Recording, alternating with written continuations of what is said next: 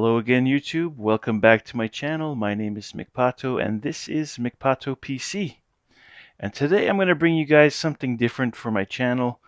I don't want it to come across as overly negative because there are a lot of really good features with the NZXT S340 Elite.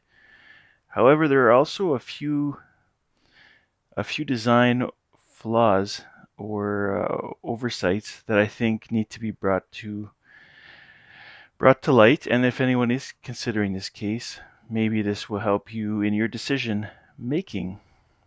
So here are a few of the reasons why I would recommend not buying the NZXT S340 Elite.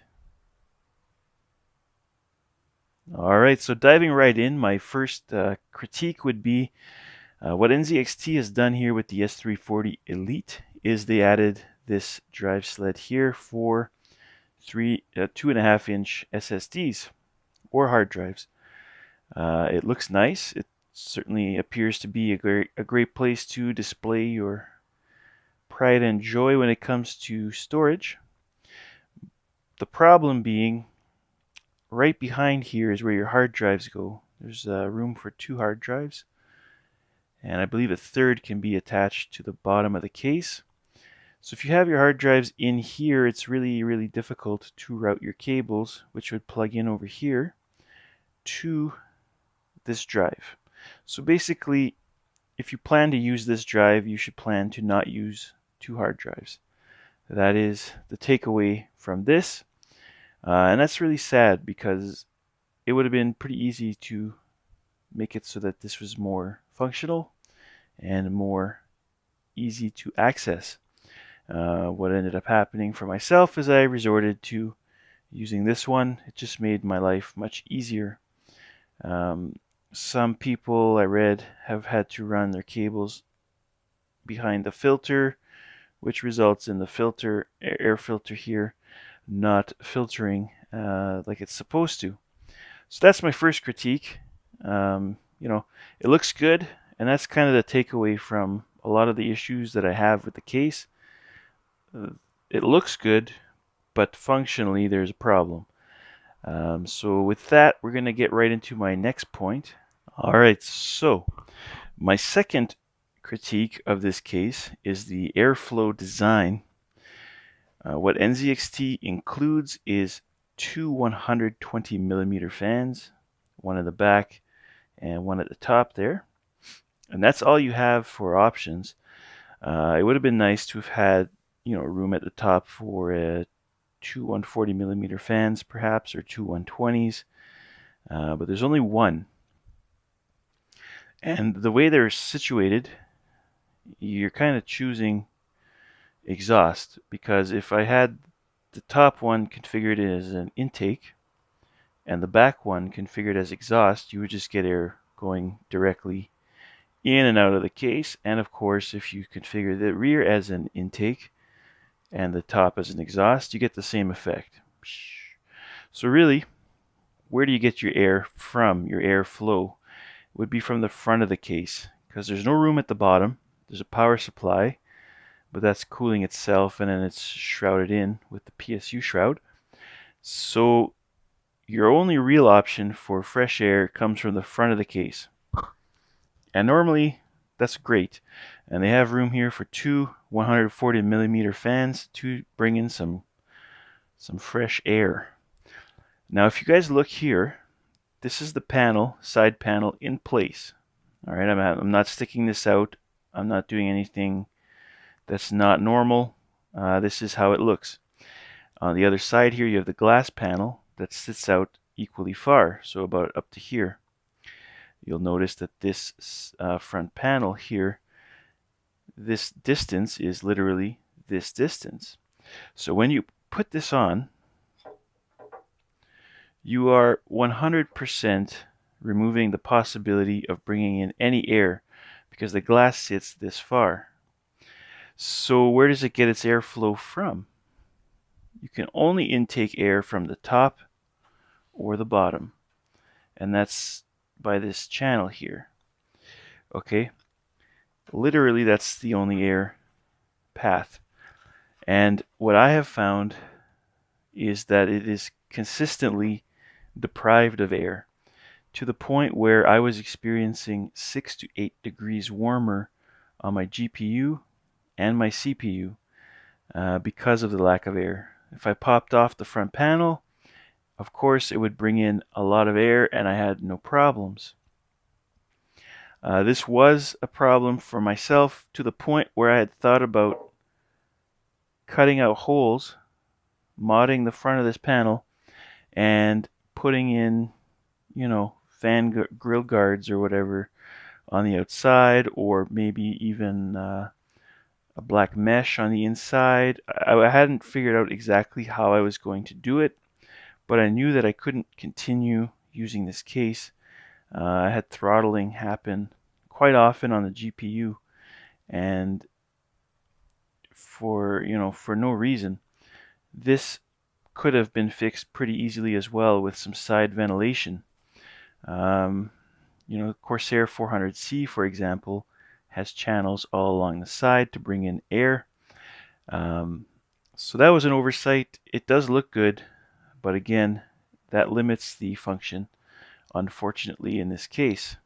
My third point, or third concern with this case, is the fact that NZXT has thoughtfully included what looks to be thumb screws everywhere on the case, including the rear panel here for accessing your graphics cards, your expansion cards, what have you. Of course, on the back of the panels you have, or on the rear panel, you have captive screws, and normally this would be wonderful. In the case of the NZXT S340 Elite, however, there is a problem, and that is, unless you're Superman, you cannot remove these by hand. It takes a screwdriver to take these thumb screws out. So that was disappointing, and even with a screwdriver, I found they would cross-thread often. There was a lot of difficulty getting the screws to align. And really, don't think of these as thumb screws so much as regular screws with thumb screw heads on them. And that sounds kind of oxymoronic because that's what a thumb screw is. But you're going to need a screwdriver, is my point. You cannot, that's as hard as I can go, and I can't get it out. So once you've obviously removed them, once you can choose to not tighten them as much, and then it is possible to remove by hand, but from the factory, these thumb screws are tight and very difficult to remove by hand. Alright, so my next point is that while NZXT has included the option, very thoughtfully, of installing a 280 millimeter rad. The point I made just before this, of course, the airflow would be limited from the front panel. However, if you do go ahead with this option and install a 280 millimeter rad, you're going to run into a few problems. The first is you can only run the configuration in a push configuration. Pull will not work, and that is because of this little shield at the top which protects your I/O cables. I can't remember the exact reason why it didn't work, only that I put the rad in and I was going to set it up in a pull configuration, and I realized it wouldn't work, and then I watched a few videos, and one of the ones I saw was a Bitwit video where he identified the same problem. So perhaps if I review that, I can update you guys to the exact interference. But if you put the fans first and push through the rad, it does work. However, you cannot do a pull configuration using a 280 millimeter rad, and I do remember it has something to do with this little ledge here protecting your cables. Once you have your fans and your rad in, you're kind of out to about here, so pretty far, and this bar becomes an issue if you wanted to set up a push-pull configuration, so that is not an option to help you overcome the limited airflow from the front panel area. So really your option is, if you're using a 280 millimeter rad, you must use push, and there's no option to do a pull on the inside. I had set up through some MacGyver system an intake fan at the bottom using some zip ties. Again, pretty unofficial setup, and I did that to try to get more airflow over the graphics card area to help keep temperatures down. I think probably it helped a little bit, but not noticeably, and not enough to make it function for my needs. This is why I replaced this case with my Thermaltake View 71 tempered glass, and I've been much happier with that one. Of course, it's much larger, but that's a separate issue. So moving along to my next point. All right, so I think we're at number 5. One of the things that I would say I really like about this case is the cable management. NZXT has that figured out pretty well, including the channels here. They included these clips on this case, so basically you just open them up and put your cables through, and notice how I'm not opening it more, and that's my next point. This is a great system, this is a great idea, and this is something that I'd like to see more of on cases. It really helps with cable management. There's individualized channels over here, so you can have specifically your SATA cable or your whatever cables running through the different channels. But when you go to open it, you'll feel resistance right away, and the quality of the plastic that they used does not inspire the quality of the plastic that they used does not inspire confidence. This is pretty brittle plastic by the feel of it, and I read and saw several reviews where people mentioned cracking on the side here, and then of course it won't clip into place properly, and you run into some problems where this can become sort of a useless feature if it's broken. So great job by NZXT. This is actually a really useful and functional feature of this case, and one that I would say is, I wouldn't go as far as revolutionary, but they do this very well, and it really is a shame that they used plastic this cheap, where if you open it too far, you basically break it and can't use it anymore. So you have to be very careful when using this and putting your cables in.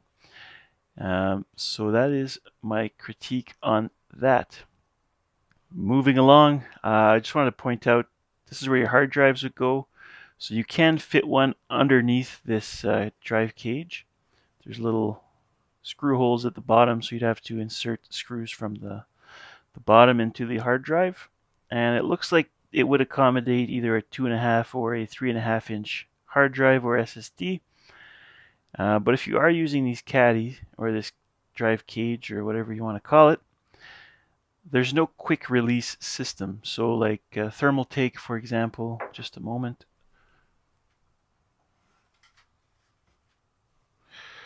So this is Thermaltake's, pardon me. This is Thermaltake's approach to this. There's tabs here, you squeeze, the cage comes out, okay? Once out, you can install your hard drive using the screws here or on the base. Again, you could do a 2.5 inch or 3.5 inch hard drive or SSD. When you're done, you just push it back in, locks into place, and you're done. Something like that would have been really nice in this case. It's quite compact, and if you put your hard drive in, you have to put screws in. So you got to remove the front mesh here, dust protector, to access those screw holes. Put in the screws, and okay, now you're done. But if you wanted to take out a drive, for example, to route the cable to that front side panel mounted SSD. You have to take out the screws to do that. And moving along to my final point, the front panel audio. There are two things here that for myself were problematic. The first one is the lack of a reset button. So you've got your power button over here, HDMI, or pardon me, USB 2.0, USB 3.0, an HDMI output for virtual reality, headphone, microphone, and hard drive activity light, but they don't include a reset button. And to me, I've never owned a case, with the exception of this one, that did not have a reset button. So that's kind of unusual, and on a few occasions I found myself wishing I had a reset button. So small thing, but it definitely stands out in my mind as something that should have been included with the case, especially one of this caliber and quality. And my final point, the audio on the front panel did, in my case, have quite a bit of interference. That might not be the same for you. Maybe I have a defective unit. I'm not sure. But definitely a lot of interference on the front panel audio. And with that, guys, I'm going to conclude this video. Hopefully you found it informative or helpful. And if you are looking at this case, hopefully this is something that helps you make your decision a little easier. I'm not going to tell you it's a bad case. In fact, if I was doing a review right now of the case, I would give it 3.5 ducks out of 5.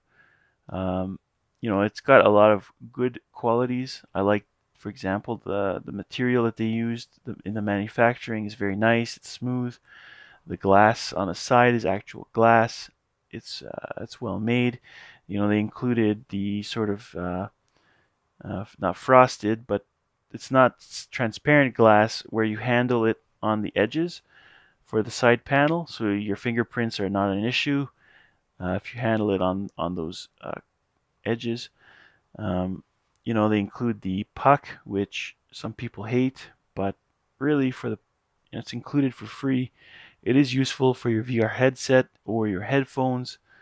If you're wondering what I'm talking about with regards to the puck, I'm talking about this guy right here. It's just a magnetic piece of rubber that you can stick on the front or any magnetic panel, and you can hang your headphones on. There's a channel there for cables. So that's a nice inclusion. It's a nice feature, of course. Cable management stands out as really one of the best features. The channels that they've implemented and those little included brackets. Very, very cheap brackets, but the potential was there for that to be great. And overall, not a terrible case, but I think it's been highly overhyped, given these issues that I've brought up today. So that concludes the video, guys. Thanks again for tuning in, for watching, and for subscribing or liking or commenting, whatever you guys do to help promote the channel or support my work. I appreciate it, and I'll be bringing you guys something new in the next couple weeks. So stay tuned, and if you haven't, consider subscribing. Thank you very much.